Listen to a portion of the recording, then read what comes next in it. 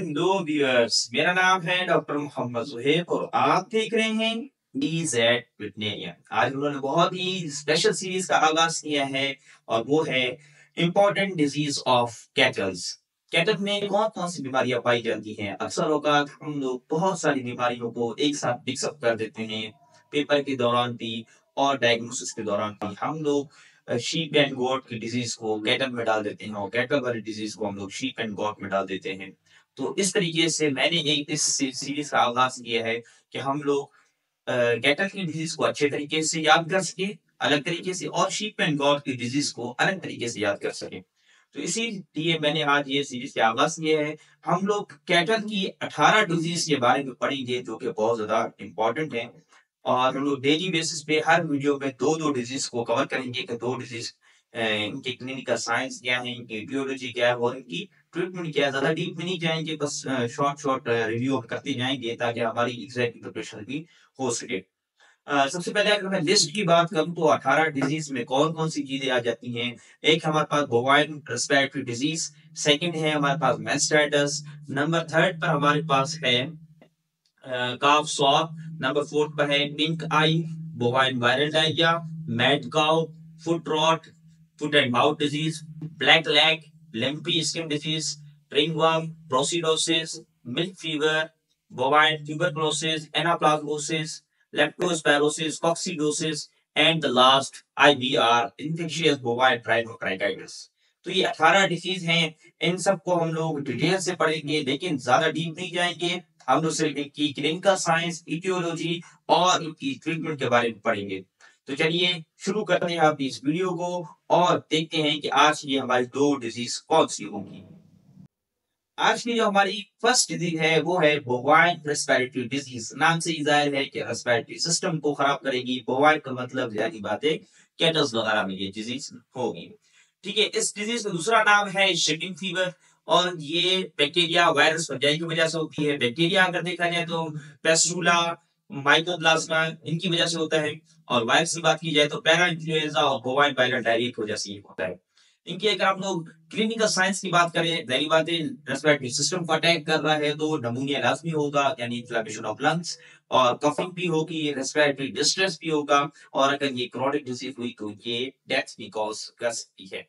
अगर इसकी हम लोग ट्रीटमेंट की बात करें तो बैक्टीरिया की वजह से हो रहा है तो एंटीबायोटिक देंगे, वायरस की वजह से हो रहा है तो हम लोग इसका इलाज नहीं कर सकते, सिम्टोमेटिकली हम इसको ट्रीट करेंगे।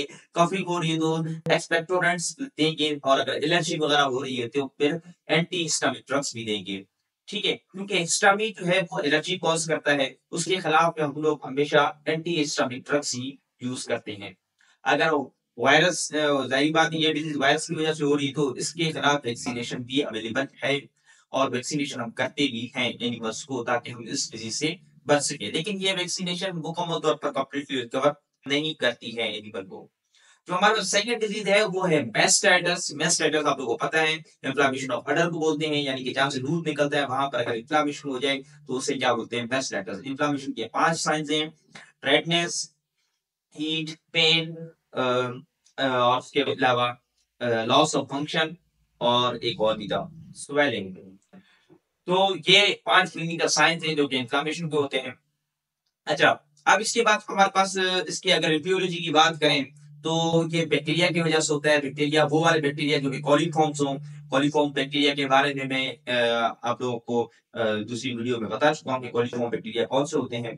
अच्छा, इसके अलावा आप देखें और कौन कौन से बैक्टीरिया है, सुडोमोनास है, स्ट्रेप्टोकोकस है, स्टेफाइलोकोकस है, माइकोप्लाज्मा है और बहुत सारे बैक्टीरिया हैं जो ये डिजीज कॉज करते हैं। इसकी अगर हम लोग क्लिनिकल साइंस की बात करें तो जाहिर बात है ये 5 साइन तो आ ही जाएंगे इन्फ्लेमेशन के। स्वेलिंग, रेडनेस हो जाएगी और मिल्क की जो प्रॉपर्टी है वो चेंज हो जाएगी, यानी फिजिकल अपीयरेंस मिल्क की चेंज हो जाएगी, मिल्क का कलर चेंज हो जाएगा, मिल्क के साथ ब्लड आना शुरू हो जाएगा और इवन के मिल्क प्रोडक्शन भी कम हो जाएगी। और इसकी अगर हम लोग ट्रीटमेंट की बात करें तो ट्रीटमेंट जाहिर सी बात है बैक्टीरिया की वजह से हुआ है तो फिर एंटीबायोटिक हम इस्तेमाल करेंगे। पेनिसिलिन ग्रुप और सेफेलोस्पोरिन ग्रुप ये बहुत ज्यादा इफेक्टिव रहते हैं पेनिसिलिन इसकी ट्रीटमेंट के लिए, मेस्टाइटिस की।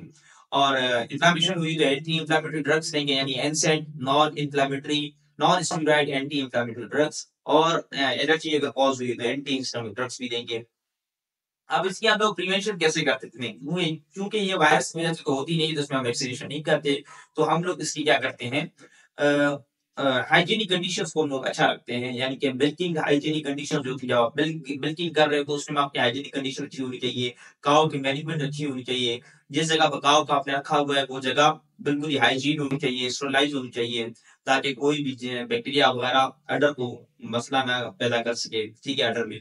और न्यूट्रिशन हमें अच्छी देनी चाहिए ताकि उसका इम्यून सिस्टम बहुत ज्यादा स्ट्रॉन्ग रहे और इन बैक्टीरिया के खिलाफ अपनी जंग जीत सके। आज की वीडियो में हमने इन दो डिजीज को पढ़ा, मोबाइल रेस्पिरेटरी डिजीज, और दूसरा आपने पढ़ा मेस्टाइटिस। नेक्स्ट वीडियो में हम लोग इंशाल्लाह पढ़ेंगे काफ सॉर और पिंक आई डिजीज। तो नेक्स्ट वीडियो तक के लिए दीजिए मुझे इजाजत, अपना ढेर सारा ख्याल रखिए, अल्लाह हाफिज।